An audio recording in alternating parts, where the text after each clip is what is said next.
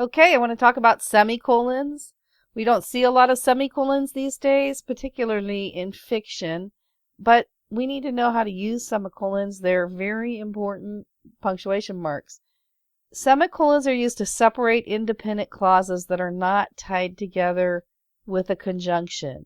They pull two smaller sentences together, much like we did with the comma and the conjunction, but you don't have the comma and the conjunction. Instead of the comma and the conjunction, you use a semicolon. Here are some examples. She rode her bike. She pedaled fast. Remember that from the comma exercise?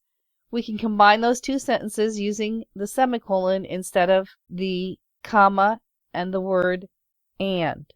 She rode her bike and she pedaled fast. That's what we did with the comma. She rode her bike. She pedaled fast. You just put the semicolon in instead of the period between the two sentences. The same goes for all the other small conjunctions. Here is another one. She had a blister on her foot.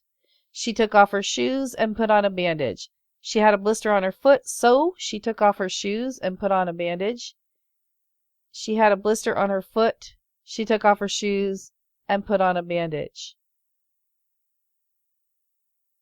Semicolons can also be used in place of some longer conjunctions, such as because, while, whereas.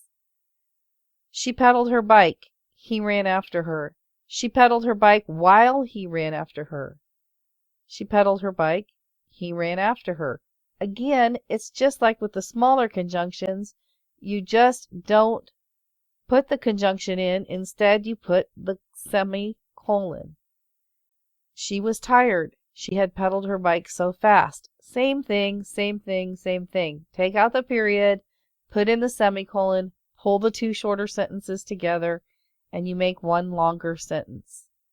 However, you have to be careful. You can't think every time you see a conjunction, oh, I'll just pull the conjunction out and put a semicolon in and call it all good. That's not going to work. She yawned. She wasn't really sleepy. She yawned although she wasn't really sleepy. She yawned. She wasn't really sleepy. You can't put those two phrases together in one sentence separated by a semicolon because those two thoughts don't have anything to do with one another. Those two thoughts are different from one another. They don't belong in the same sentence unless you're putting that conjunction although in.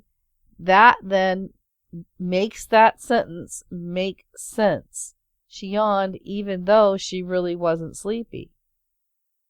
Okay, so you've got that, right? It's often used in the place of conjunctions, but make sure that it makes sense. You know, as I kept saying in the comma lectures, clarity, clarity, clarity, clarity.